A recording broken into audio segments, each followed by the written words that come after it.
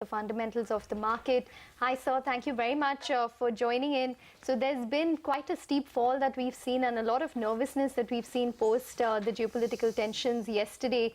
Your sense, do you think that this is a good opportunity to buy, and is it right for the markets to be nervous at this point?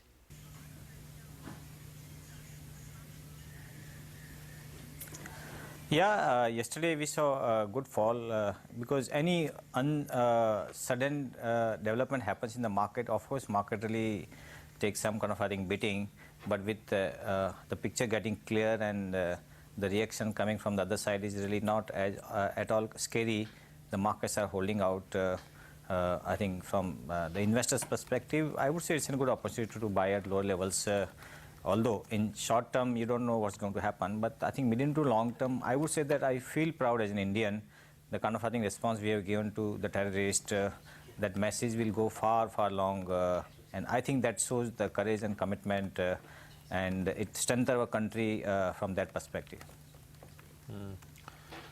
Mr. Oswal, the way the market fell yesterday, I remember speaking with you, 15 days back, Prashant here, and you sounded very confident, bullish, right? Yeah, hi, Prashant.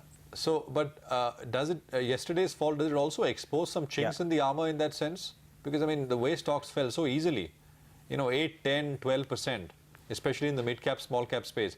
What is the market structure right now like? I mean, how is positioning? What is leverage in the system? Just run us through some of the details.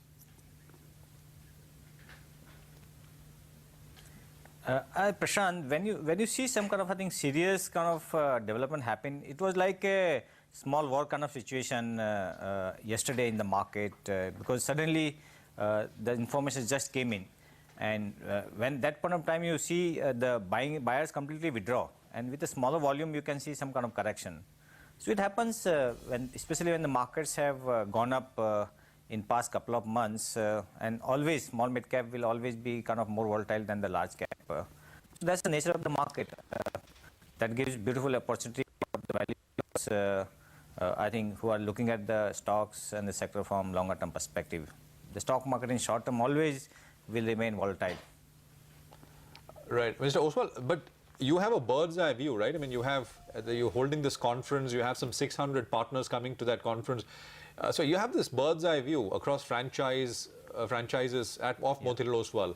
What is really the retail leverage, HNI level leverage in the system? Could you give us some idea about that? How leveraged is this market? It's not very high leverage, Prashant, from the investor's perspective, because we always encourage long-term buying for deliveries. So in our distributors, in our franchisees and sub-brokers, the buying levels are not high and leverage positions are very less.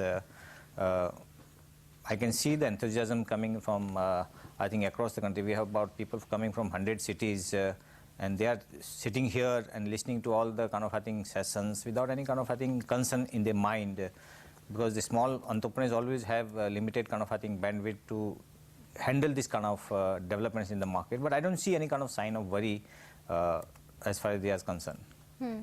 What's your expectation from the RBI this time, the new policy itself, commentary, as well as maybe what the markets factored in from it already?